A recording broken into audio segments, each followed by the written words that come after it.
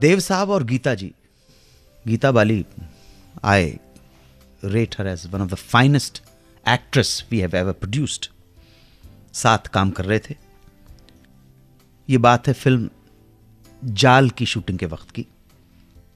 जाल फिल्म का डायरेक्शन गुरदत्त साहब कर रहे थे और फिल्म की शूटिंग चल रही थी सिंधुगढ़ जिले के एक मालवण के इलाके में. बहुत खूबसूरत जगह है. एक तरफ बड़े बड़े पहाड़ और दूसरी तरफ समंदर. इस फिल्म में केन सिंह साहब भी काम कर रहे थे. एक दिन जब देवानंद का शॉट खत्म हुआ तो वो सिंह साहब से मिलने चले गए.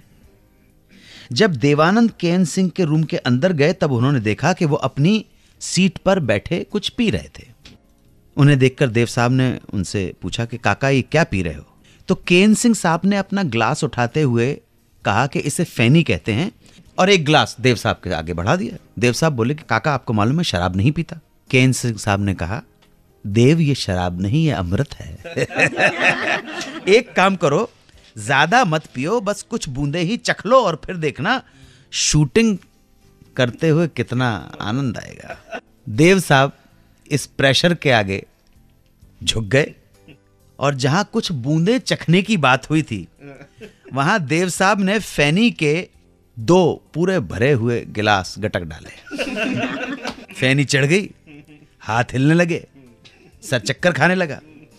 तभी एक असिस्टेंट पास आया और बोला आपका शॉट रेडी है. शॉट बीच पे लगा हुआ था. समंदर में लहरें उफान पर थीं. गुरदत्त साहब को ऐसे ही सीन की रिक्वायरमेंट थी. उन्होंने देव साहब से कहा सीक्वेंस ये है कि तुम्हें गीता का हाथ पकड़ना है और पानी में चलते हुए जाना है और जब पानी घुटने तक आने लगे तब तुम दोनों को पीछे पलटकर कैमरे के अंदर देखना, उसके बाद में शॉर्टकट कर दूंगा. देव साहब ने हामी भर दी और गीता बाली का हाथ पकड़कर चल दिए पानी के अंदर. लेकिन फेनी का नशा सर पे था.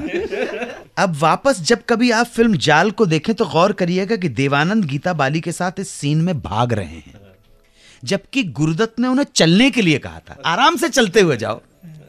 पर फेनी जब शॉर्ट हो गया तो गुरदत्त चिल्लाए कि बस आ जाओ वापस शॉर्टकट हो गया है. पर देव साहब के ऊपर फेनी इतनी चढ़ी हुई थी और उन्हें उस सुरूर में इतना मजा आ गया था कि उन्होंने गुरदत्त की तरफ ध्यान ही नहीं दिया, डायरेक्टर के कट होने की तरफ ध्यान ही नहीं दिया और मस्ती में समंदर की तरफ बढ़ते ही चले गए. और देखते ही देखते देवानंद और गीता बाली की कमर के ऊपर पानी आ गया. हाई टाइड थी, ध्यान रखिएगा. पीछे से गुरदत्त चिल्ला रहे थे और तभी आ गई एक ऊंची बहुत बड़ी विशाल लहर जिसने देव साहब और गीता बाली को पानी के अंदर गिरा दिया और पूरी तरह से ढक लिया. अब मौके की नजाकत को समझते हुए गुरदत्त और बाकी के क्रू मेंबर्स पानी की तरफ भागे और किसी तरह से उन दोनों को पानी के अंदर से खींचकर बाहर लाए. जद्दोजहद के बाद पानी में डूब गए थे लोग. जब तक इन दोनों को पानी से बाहर लाया गया तब तक पानी नाक और छाती में चला गया था, पेट में चला गया था पानी और इमरजेंसी की सिचुएशन हो गई थी. और जब हालत नॉर्मल हुए, जब देव साहब को होश आया और उन्हें अपनी इस हरकत का पता चला तो वो माथा पकड़ के बैठ गए होंगे.